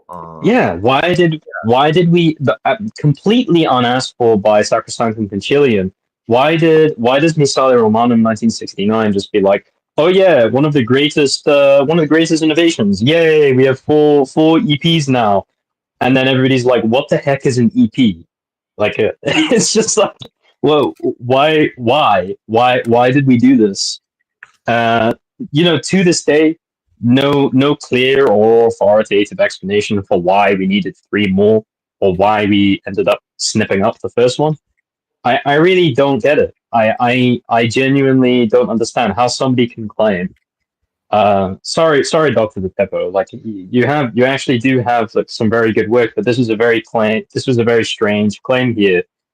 I don't understand how you could say that the various different aspects of the reform were like they were all for like catering to low church Protestants. That just seems like on the face of it plainly false.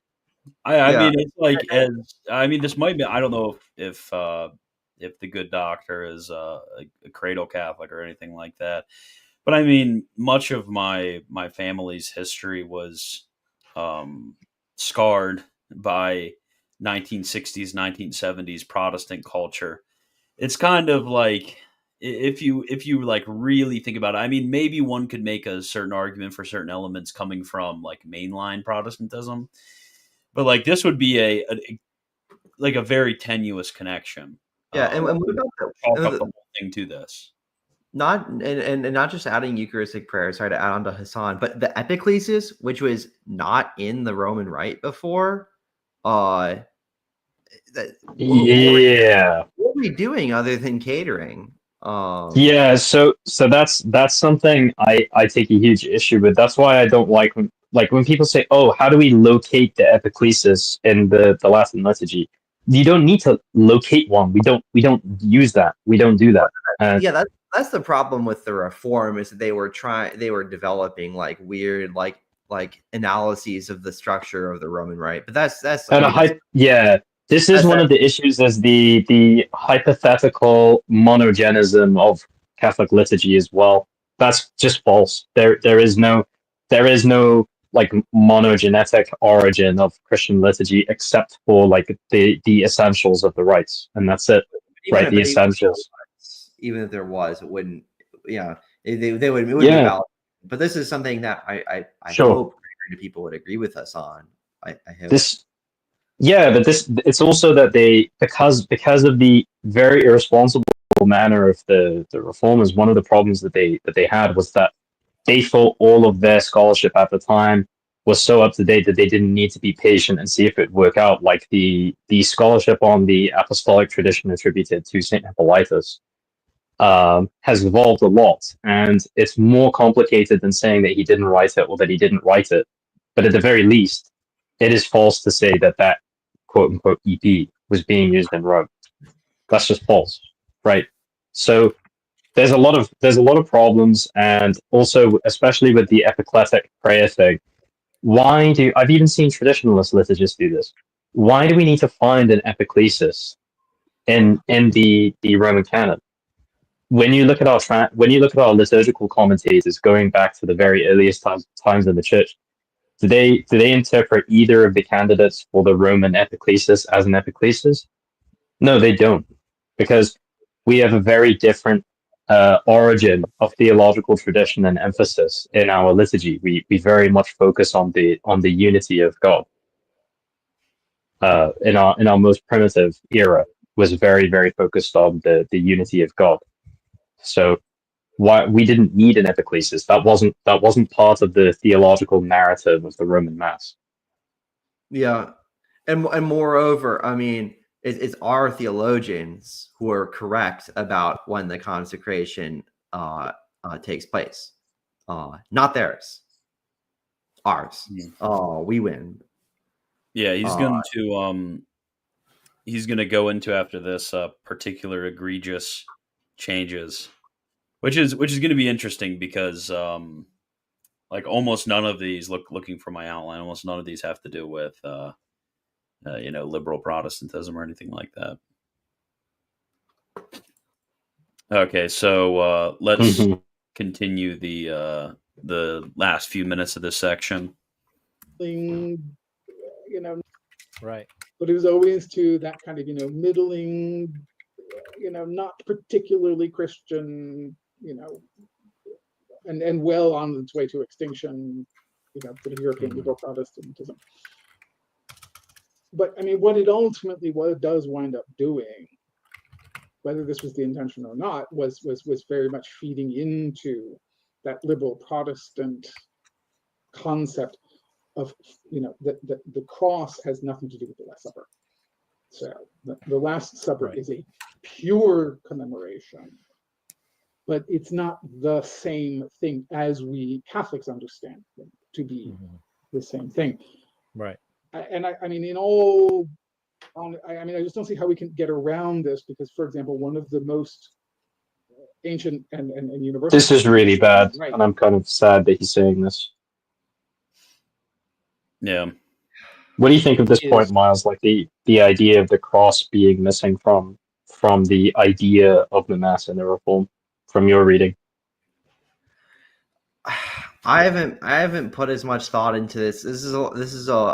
I understand that this is like a big part of the whole polemic between Ordo and TLM, but admittedly, I haven't studied the issue as much. Honestly, like the only aspect which I get this, which I've mentioned before publicly, is I do think that there is some value to the Ottaviani intervention, insofar like the sacrificial aspects of the Eucharist are not as clearly set forth, and it's more so the sacramental aspects of the Eucharist.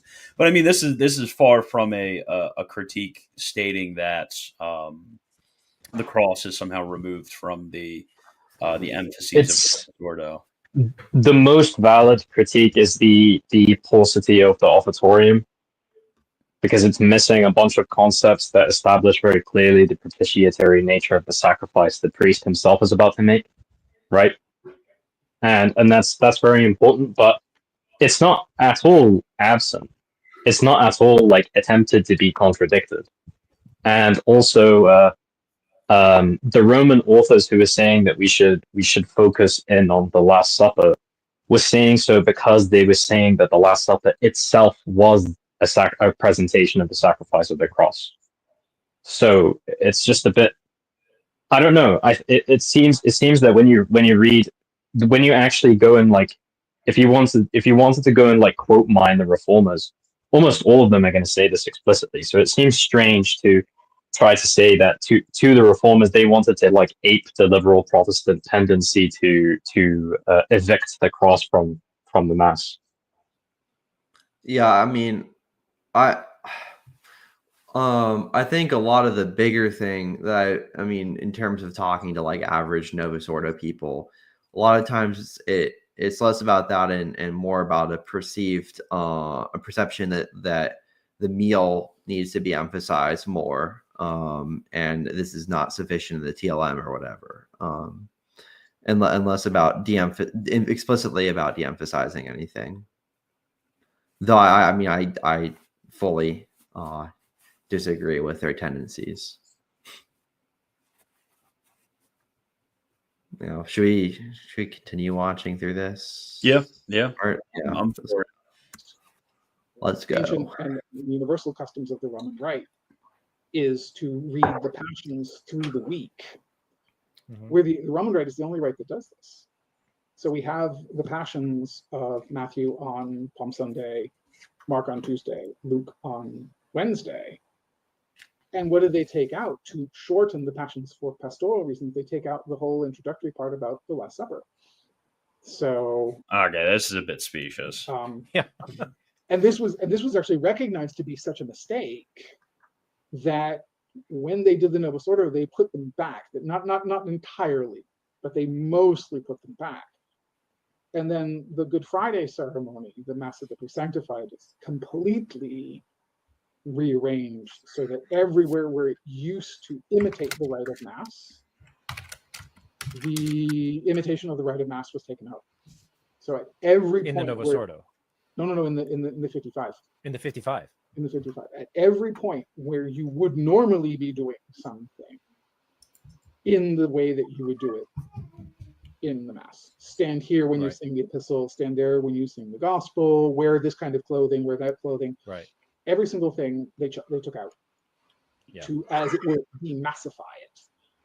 What's interesting is that in the Novus Ordo, they actually, appalling neologism, but they remassified it, which is to say that they actually corrected this so that the Novus Ordo version of Good Friday imitates the rite of Mass much, not as closely as the old version. But, you know, for example, the Celebrant Rites of Chasuble, the prayers and readings are all done the same way you would do them in the Mass, this is a huge correction because it reemphasizes the connection between what happens on Good Friday and what happens on Holy Thursday. And then the other thing is simply that, you know, in terms of their pastoral vision, again, I don't see how we can get around this in all, you know, as charitable a construction as we want to put on their work, but they really did seem to have a tremendous contempt for the faithful. And so this belief that the faithful are ineducable. Oh my yap. You simply cannot give them something like the 12 prophecies. Can we skip to the next part? Can we skip to the next part? You don't want to address this? Oh, was he going to say more here? I think there's like one or two more minutes. You simply cannot give them something like the 12 prophecies because it's just really long, and everybody would get tired and bored and go home and watch TV instead. So, but that was another thing that was reinstated in the Novus Ordo, wasn't it? They brought back all 12, right? No, they brought back not all 12. They brought back the Novus Ordo has 7. It's that time of the year. Burlington's spring deals are in the air. Style. Haram. See here. Some of which are deleted. But that's still more than in the 55. Congrats what you want, Christian. So. Wait, what? get on Firefox and get uBlock Origin. No. So there is there are several ways in which the Novus Ordo kind of corrects the mistakes of the 55.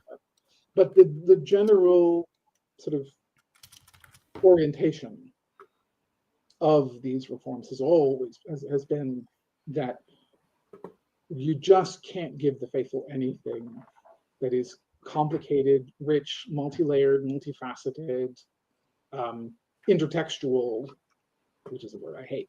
But I mean, there really is there is this incredibly, I need to think of a better word for it, but there is this incredibly rich intertextuality within the Old Holy Week. That on this day there's a reference to something that's going to happen on that day, and all of that stuff is just destroyed because everything has to be completely rectilinear, with the attitude that the faithful are being, as they are uneducably stupid, we just cannot educate them up to the level of these things. Can you pause for a sec? Yeah, I mean, this part really annoys me. Yeah, this idea that the Novus Ordo lacks intertextuality actually swings to the wrong side of the critique. Actually, the Novus Ordo has so much intertextuality and so many implicit interreferences that it's incredibly difficult for someone who hasn't been given a brief on the readings of the Mass of the day to actually enter into the liturgy. It's incredibly obscure to someone who doesn't already have an understanding of the traditional spiritual senses and proper exegesis of the literal sense. The TLM readings are much more simple, much more straightforward, and sometimes the connections that are made in the Novus Ordo are quite beautiful, but you shouldn't need to be someone who is able to penetrate something quite obscure so deeply. I'm a little bit confused about this. This seems like a vague apprehension of the new Mass. This is a bit weird.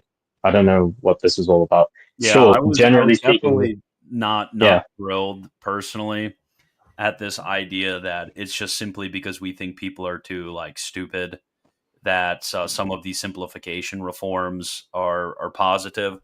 I mean, it's just the practical fact. Unless you're living in the ivory tower, if you're living in the ivory tower and that's the way in which you look at liturgy, sure, it may be, we who says we can't educate people on these 12 readings and the intertextuality of all of the liturgies during Holy Week. If you're living in the ivory tower, yeah, sure.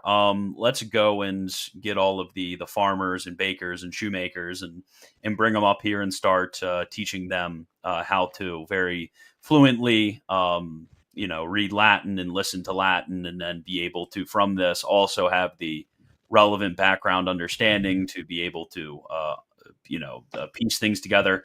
It's not really, like it or not, I mean, it's not really the fact that these people are too stupid.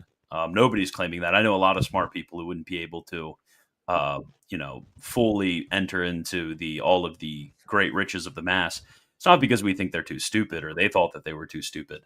Rather, I think it's actually a practical bent that most people who are, for lack of a better term, liturgical autists need to understand a bit more. Actually, and as somebody who is, engaged somewhat in introducing people outside of, way outside of the Christian liturgical tradition into the liturgical tradition, it's just kind of in many ways impracticable to be able to quickly, efficiently, and widely disseminate a lot of the relevant material.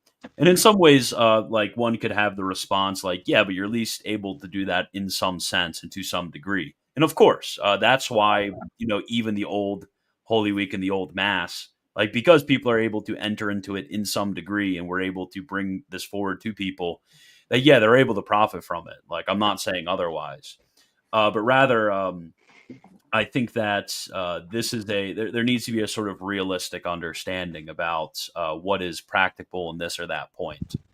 If you get what I'm saying, I don't know if that made sense at all. Yeah, this was Gardini's point. Gardini was more of a student of culture and so on. And so what he was saying was that man has, especially Western man, has moved into a psychological and cultural location where his relationship to ritual and symbol is extremely damaged. And so he has to be re-educated. And Gardini was basically saying that, like, look, the riches of the symbolism and intertextuality of the Mass are fantastic. The problem is that we don't have a people who are yet capable of doing that, and it will take decades to reform that. And that's why he and many other people in that phase of the reform were like, yeah, we need to find ways to make the Mass intelligible. We need to teach people more Latin. We need to teach people exegesis. We need to teach people the tradition of the spiritual senses, etc.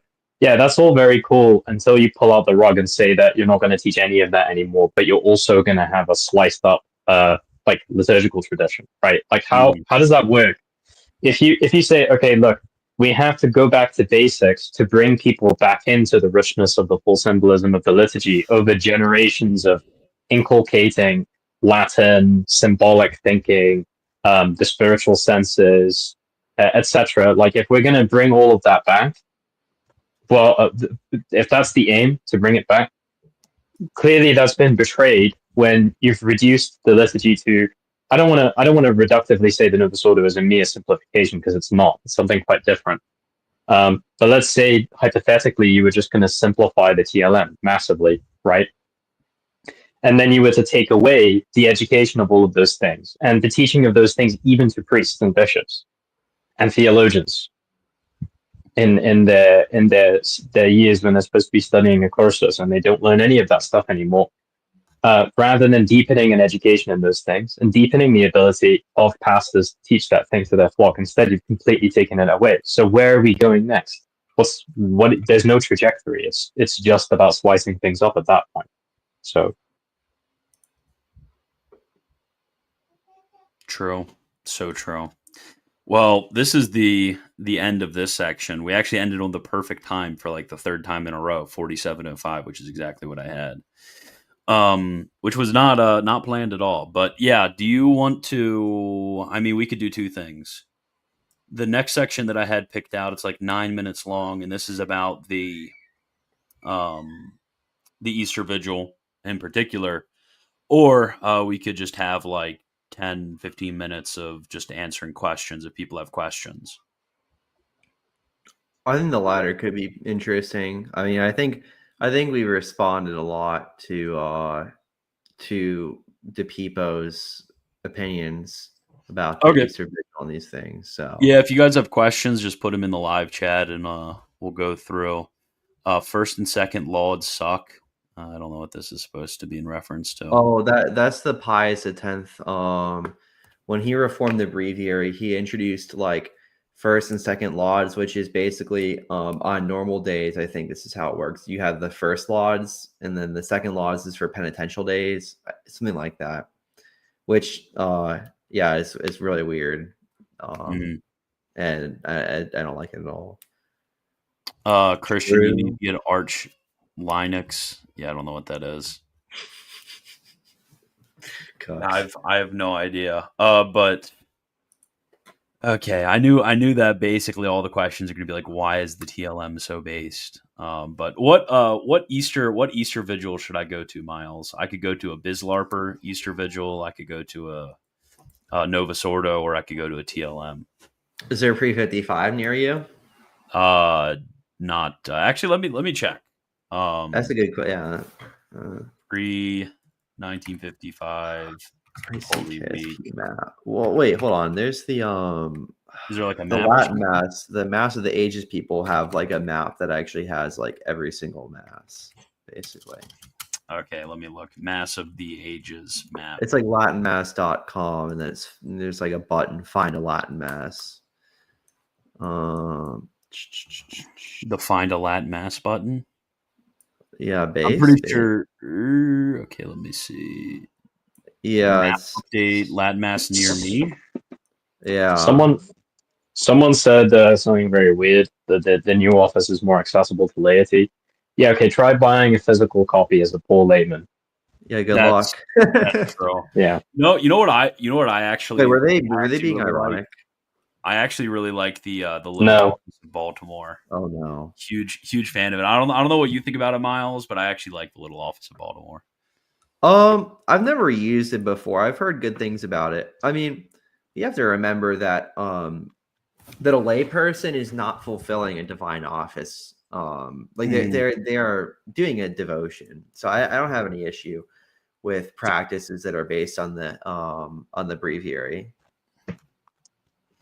I think you can kind of conceptualize the prayer of the office without a priest as a kind of attempt to assist at the Mass of the Day from afar, since the Liturgy of the Hours is the Liturgy of the Hours is the breviary is like an extension of the Mass into the day. So even though it's not properly liturgical in the mainstream view in the past, you could still say that like their attempt to like participate in the liturgical cycle of the church is the kind of it's a good practice. And I used to be a lot better about this, but I mean I pray Vespers most days, and I try to sometimes do the other hours too. And it speaking, from when I used to be doing like basically almost all the hours, like I was in touch, like I felt, you can really feel it when you're doing all the hours, that, kind of a subjective like connection to what's happening throughout the year. Exactly.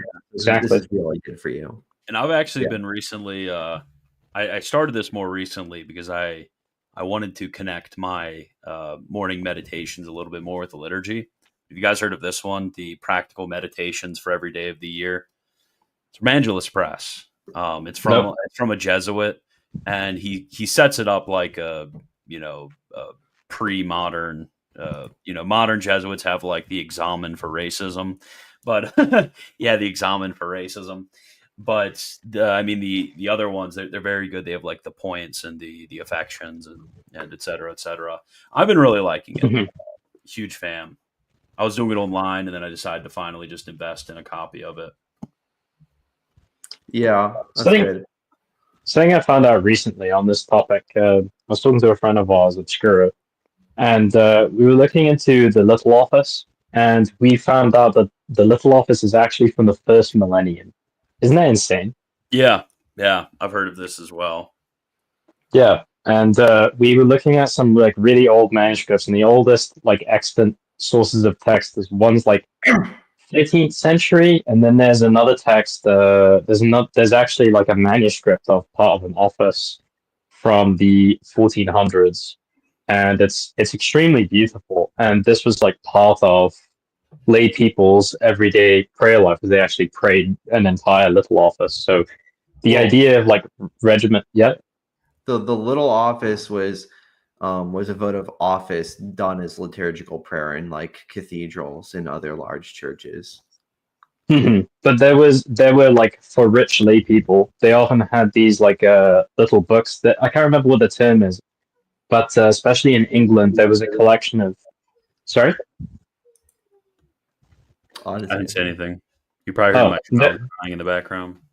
I see. There was like a collection of like the devotional books for lay people, and there's a lot of attestation that at least at a particular point in English Catholic history, people who could afford to do so in terms of money were actually praying as much of the Little Office every day as they could. Which is, to me, that's really impressive. And also the Little Office is not supposed to be like the Divine Office for lay people. In fact, I think it was Pope Stephen. He actually, unless I'm getting that wrong, there was a pope who actually obliged some monasteries to pray the Little Office every hour after the Divine Office. And it was generally a monastic custom. Yeah, it was a monastic custom to pray the Little Office after the proper office. So it's not like a simplified office for lay people. That's fake.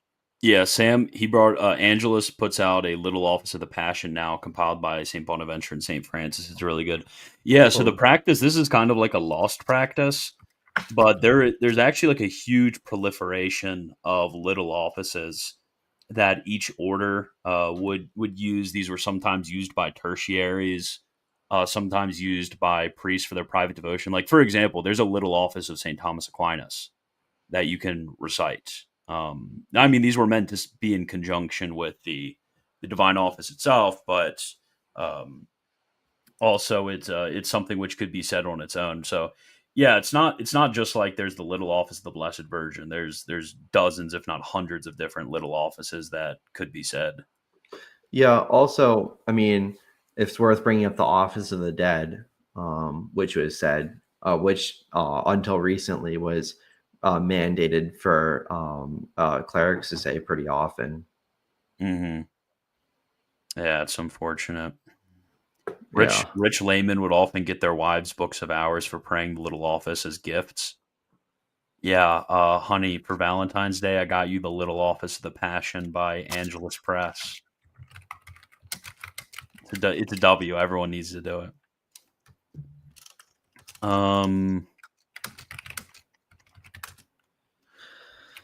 Okay, it doesn't look like we have many questions. Is there anything else you guys wanted to say before we go? No, I think we've I think most of what needs to be said about DePipo has been probably exhausted. Oh, Kayak has a question. What should I read if I know basically nothing about the liturgy beyond my experience with it? Oh, well, that's a good question. I mean, I think your experience with it can take you really far.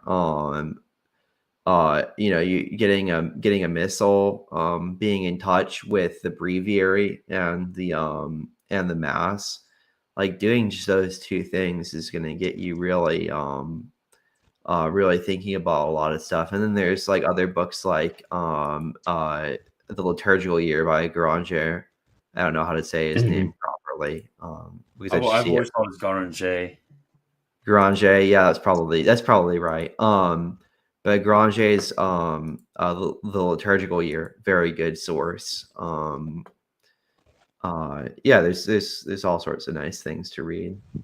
On the Church Music Association of America website, they have like a huge resource page, which is fantastic. It's really good. If anybody wants to like get a deep reading of liturgy and liturgical music and the traditions and what they mean, that's a really good place.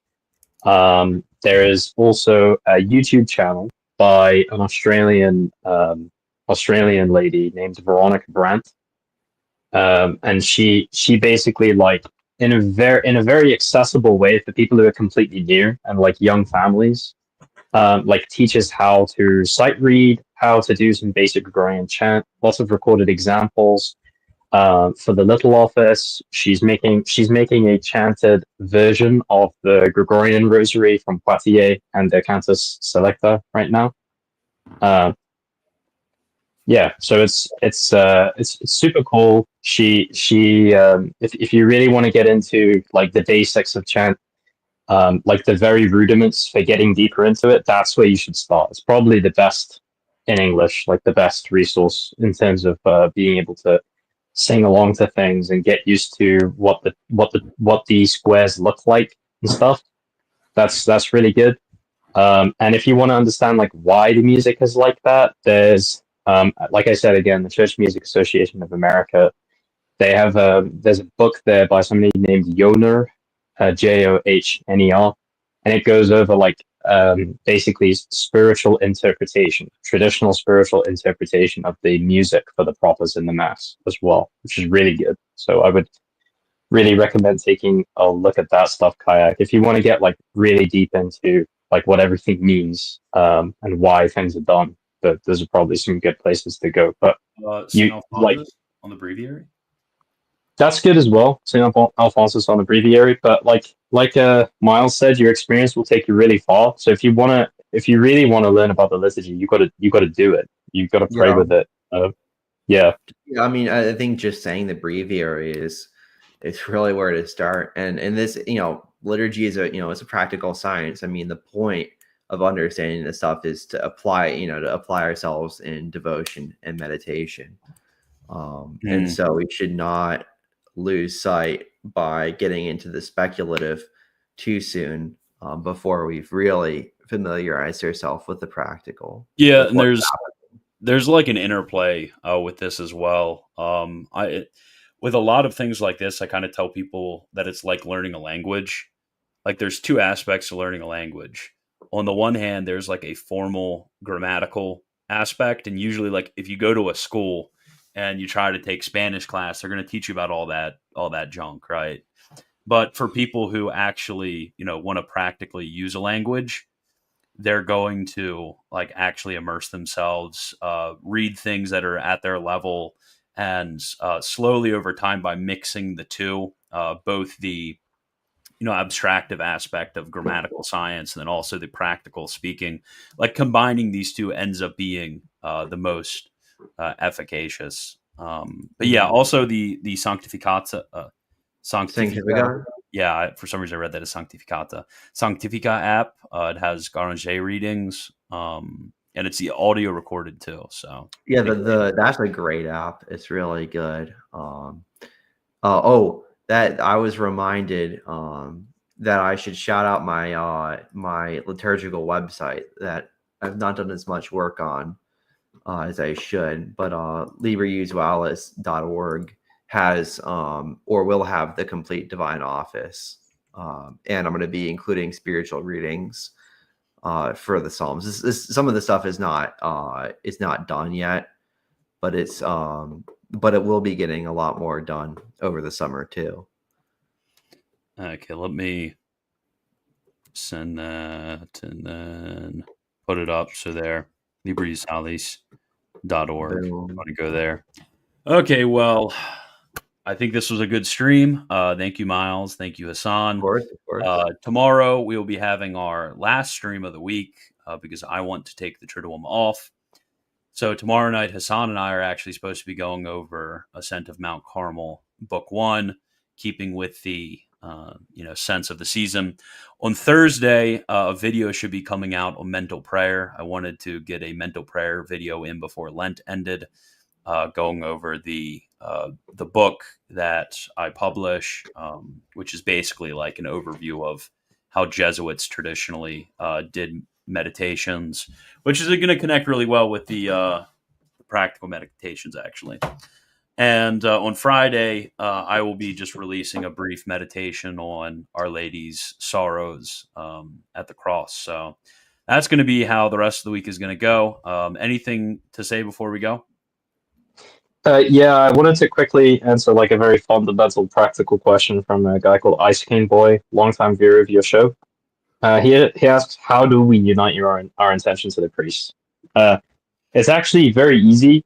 Look in your missal, see what he's saying, look over the mass of the day before you go to mass, think about the readings a bit, think about like how today's approach to the sacrifice and the sacrament are a bit different because of the propers and the readings being different. When watch the priest. It's one of my favorite things about the Mass of the Faithful in the TLM is that even during a low mass, once you get familiar, you kind of know exactly what part of the mass you're at just by looking at what the priest is doing, right?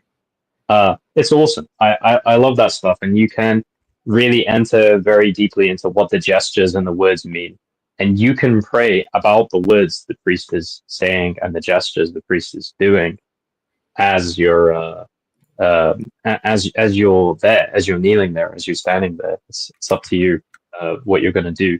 You can approach those gestures and those words from any angle you like, and that's basically the main things. You need to know how to do mental prayer because what you're doing as an assistant at the Mass is fundamentally communal mental prayer. Absolutely. Yeah, read similar catechismal mental prayer, sectional mixed mental prayer. Cool. I forgot another thing I should say is if anyone wants to please, if anyone wants to help with transcription with my website, going on the Roman Breviary from the PDFs, typing things up, etc., translating, I would absolutely love help with that. And that would, of course, get you a lot more. Anyone who does it would get a lot more familiarized with what's going on in the Roman Breviary. Is there any way they can contact you to help out? Yeah. My Discord, Miles of Penn. I think anyone should be able to send a friend request to that. My Twitter at Miles of Penn is another good place to reach out to me. Yeah.